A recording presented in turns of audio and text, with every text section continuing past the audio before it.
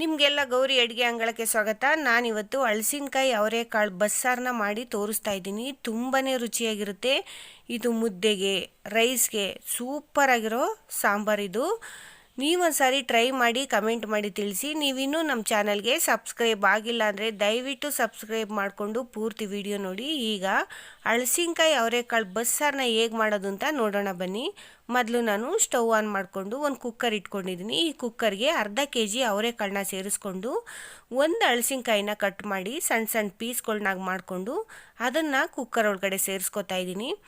ಇದನ್ನು ಸೇರಿಸ್ಕೊಂಡ್ಮೇಲೆ ಇದು ಮುಳುಗೋವಷ್ಟು ನೀರನ್ನು ಸೇರಿಸ್ಕೊಂಡು ಇದರೊಳಗೆ 2 ಟೊಮೊಟೊ, ರುಚಿಗೆ ತಕ್ಕಷ್ಟು ಉಪ್ಪನ್ನು ಸೇರಿಸ್ಕೊಂಡು ಕುಕ್ಕರ್ ಕ್ಯಾಪನ್ನು ಕ್ಲೋಸ್ ಮಾಡಿ ಒಂದು ವಿಷಲ್ ಹಾಕ್ಸ್ಕೊತೀನಿ. ಒಂದೇ ಒಂದು ವಿಷಲ್ ಹಾಕ್ಸ್ಕೊಳ್ಳಿ, ಜಾಸ್ತಿ ಹಾಕ್ಸ್ಕೊಳ್ಳೋಕೆ ಹೋಗಬೇಡಿ. ಒಂದು ವಿಷಲ್ ಆಗಿದ್ಮೇಲೆ ಪೂರ್ತಿ ತಣ್ಣಗಾಗೋರ್ಗೆ ಬಿಟ್ಟು ಪೂರ್ತಿ ತಣ್ಣಗಾದ್ಮೇಲೆ ಓಪನ್ ಮಾಡಿ ನಾನು ಈ 2 ಟೊಮೊಟೊನ ಒಂದು ಪ್ಲೇಟ್ಗೆ ಎತ್ತಾಕೋತಾ ಇದ್ದೀನಿ. ಹಾಗೆ 3 ಸೌಟು ಕಾಳನ್ನು ಸಹ ನಾನು ಎತ್ತಾಕೋತಾ ಇದ್ದೀನಿ. ಬರೀ ಕಾಳನ್ನು ತಗೋತಾ ಇದ್ದೀನಿ. ಹಲಸಿನಕಾಯಿ ಪೀಸ್ ಬಂದರೆ ತೊಂದರೆ ಇಲ್ಲ, ಅದು ಚೆನ್ನಾಗಿರುತ್ತೆ.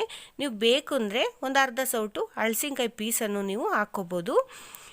ಈಗ ನಾನು ಪಕ್ಕದಲ್ಲಿ ಸ್ಟವ್ ಆನ್ ಮಾಡಿ ಒಂದು ಬಾಣಲಿ ಇಟ್ಟಿದ್ದೀನಿ. ಆ ಬಾಣಲಿಗೆ ನಾನು ಒಂದು ಚಿಕ್ಕ ಸ್ಪೂನಲ್ಲಿ ಎಣ್ಣೆನ ಸೇರಿಸಿ ಇದಕ್ಕೆ ಒಂದು 10 ಖಾರದ ಮೆಣಸಿನ್ಕಾಯಿ, 1-2 ಬ್ಯಾಡಗಿ ಮೆಣಸಿನ್ಕಾಯಿನ ಸೇರಿಸಿ, ಒಂದು ಮೀಡಿಯಮ್ ಸೈಜ್ ಈರುಳ್ಳಿ, 1 ಗೆಡ್ಡೆ ಬೆಳ್ಳುಳ್ಳಿನ ಸೇರಿಸಿ ಫ್ರೈ ಮಾಡ್ಕೊತಾ ಇದ್ದೀನಿ. ಇದಕ್ಕೆ ಒಂದು 4 ಕಾಳು ಮೆಂತ್ಯ ಹಾಕೋದನ್ನು ಮರಿಬೇಡಿ, ಟೇಸ್ಟ್ ಅಂತೂ ಡಿಫ್ರೆಂಟ್ ಆಗಿರುತ್ತೆ.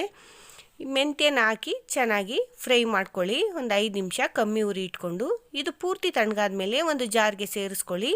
ಈ ಜಾರ್ಗೆ ಸೇರಿಸ್ಕೊಂಡ್ಮೇಲೆ ಈ 2 ಟೊಮೊಟೊನು ಸಹ ಇದಕ್ಕೆ ಸೇರಿಸ್ಕೊಂಡು ಒಂದು ಅರ್ಧ ಭಾಗ ನಾನು ಕಾಯಿ ಹಾಕ್ಕೊಂಡಿದ್ದೀನಿ. 1 ಸ್ಪೂನು ಜೀರಿಗೆ, 4 ಕಾಳು ಮೆಣಸು, 1 ನೆಲ್ಲಿಕಾಯಿ ಗಾತ್ರದ ಹುಣಸೆಹಣ್ಣು ಮತ್ತು ಸ್ವಲ್ಪ ಕೊತ್ತಂಬರಿ ಹಾಕಿ ರುಬ್ಕೊಂಬಂದಿದ್ದೀನಿ. ಇದು ರುಬ್ಬಿದ ಮೇಲೆ ನಾನು ಕಾಳನ್ನು ಎತ್ತಿಟ್ಕೊಂಡಿದ್ದನಲ್ಲ ಅದನ್ನು ಸಹ ನಾನು ಸೇರಿಸಿ ರುಬ್ಕೊಂಬಂದು ಅದೇ ಪಾತ್ರೆಗೆ ಸೇರಿಸ್ಕೊತಾ ಇದ್ದೀನಿ. ಈಗ ಸ್ಟವ್ ಆನ್ ಮಾಡಿ ಒಂದು ಪಾತ್ರೆ ಇಟ್ಟಿದ್ದೀನಿ. ಆ ಪಾತ್ರೆಗೆ ನಾನು ಸಾಸಿವೆ, ಕರಿಬೇವು, ಬೆಳ್ಳುಳ್ಳಿನ ಸೇರಿಸಿ ಬೆಳ್ಳುಳ್ಳಿ ಸ್ವಲ್ಪ ಕಲರ್ ಚೇಂಜ್ ಆಗೋವರೆಗೆ ಫ್ರೈ ಮಾಡ್ಕೊಳ್ಳೋಣ.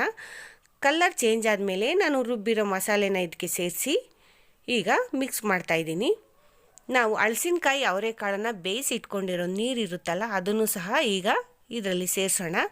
ಇದನ್ನು ಸೇರಿಸಿದ ಮೇಲೆ ನಮಗೆ ಇನ್ನೂ ಗಟ್ಟಿ ಅನಿಸಿದರೆ ಸ್ವಲ್ಪ ನೀರನ್ನು ಸೇರಿಸ್ಕೊಂಡು ಹದ ಮಾಡ್ಕೊಳ್ಳೋಣ. ನಮಗೆ ಎಷ್ಟು ತೆಳು ಬೇಕು, ಎಷ್ಟು ಗಟ್ಟಿ ಬೇಕು ಅನ್ನೋದನ್ನು ಹದ ಮಾಡಿಕೊಂಡು ಇದು ಕುದಿಯೋವರೆಗೆ ಬಿಟ್ಟು ಕುದಿಯುವಾಗ ರುಚಿಗೆ ತಕ್ಕಷ್ಟು ಉಪ್ಪನ್ನು ಸೇರಿಸಿ ಒಂದು 5 ನಿಮಿಷ ಕುದಿಸೋಣ.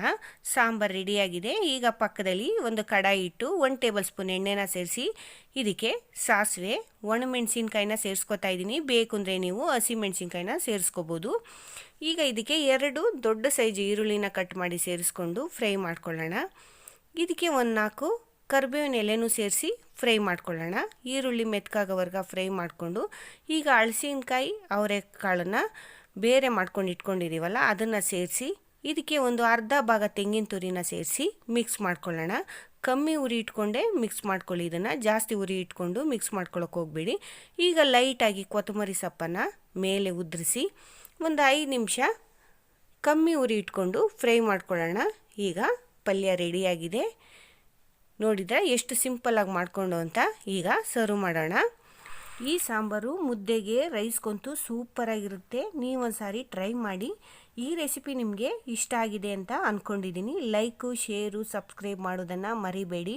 ಮುಂದಿನ ಸಂಚಿಕೆಯಲ್ಲಿ ಇಂಟ್ರೆಸ್ಟಿಂಗ್ ರೆಸಿಪಿಯೊಂದಿಗೆ ನಿಮ್ಮ ಮುಂದೆ ಬರ್ತೀನಿ. ಇಷ್ಟೊತ್ತು ನಮ್ಮ ವಿಡಿಯೋ ನೋಡಿದ್ದಕ್ಕೆ, ಸಪೋರ್ಟ್ ಮಾಡಿದ್ದಕ್ಕೆ ಧನ್ಯವಾದಗಳು. Thank you.